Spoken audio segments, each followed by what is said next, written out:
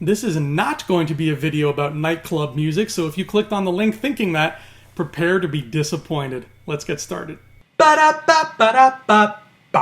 my friends. Welcome back to OCTOBERFEST here on Thumb Together. My name is Andrew Fantasia. Thank you so much for tuning in. As always, if you enjoyed this video, please feel free to give it a thumbs up and give some love to that subscribe button as well. Guess what? Today we're talking about another obscure gem from the horror genre. And this one is pretty obscure too. This is a little movie called House. House stars William Katt, the guy from Greatest American Hero, and Mr. George Wendt from Cheers. And it's about a writer, played by Katt, who has just gone through a little bit of a messy divorce, and his son has been missing and presumed dead for the better part of a year, I think. And to top it all off, now his great aunt passes away and leaves him the house that he grew up in. The great aunt believed that the house was haunted and that the spirits in the house forced her to take her own life. But our main character, whose name is Roger, doesn't believe in that stuff. He just wants to find his son and he wants to finish his book because he has a lot of fans waiting expectantly for his next book. So to get away from it all, to just get away and recuperate,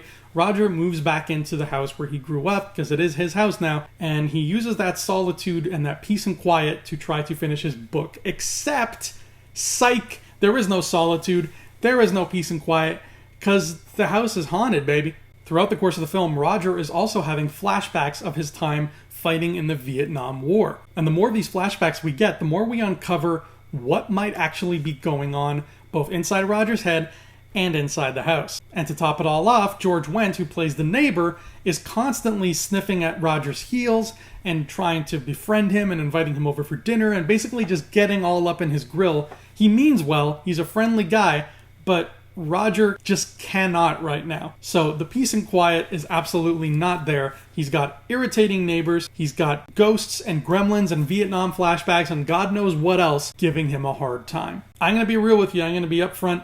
This is not my favorite film. It's not a very good movie, but it is a very interesting movie and it is quite an obscure horror gem. So it fit in perfectly with this particular section of our Oktoberfest month. House has one of those plots that manages to feel both fast-paced and slow all at once. It's a bit of a slog, but it also is constantly reminding you that there is some bad juju going on in this house, and there's also some bad mojo going on in Roger's head. So you've got this combination of stuff that is not healthy. If this is starting to sound like the movie The Haunting that we talked about yesterday, you might think that at first, but this is nowhere near that good.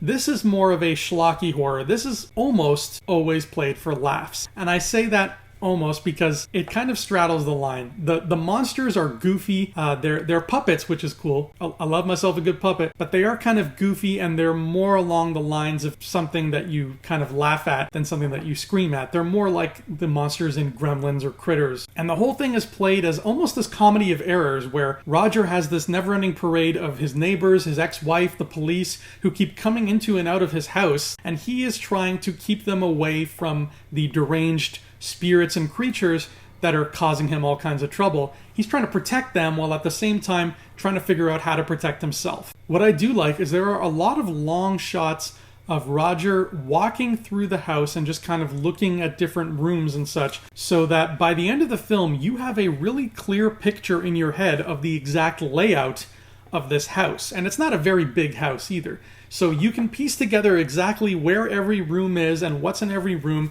so that when shit starts going down and Roger is running from room to room, you know exactly where in the house he is and where in the house the monsters are. Considering the movie is called House, I thought that it was a very good idea to get us intimately acquainted with this property. So full points there. Other than that, there's not too much memorable going on here, but I think that this is just one of those wonderful little 80s curiosities of horror. If you're a fan of the genre, you shouldn't let it pass you by. I guarantee that there are some people who are going to love it, and I would even say, yes, even though it's got a lot of frightening moments, this is a great horror movie to get your kids to grow up with. I can picture tons of kids in the 80s growing up watching House and really digging it and enjoying it as much as I enjoyed stuff like The People Under the Stairs back when I was a tyke. House has a couple of sequels, which are, from what I hear, of declining quality, but I will say this. The second movie has, I think, one of the cleverest movie titles I have ever heard in my life. You ready? The next film is called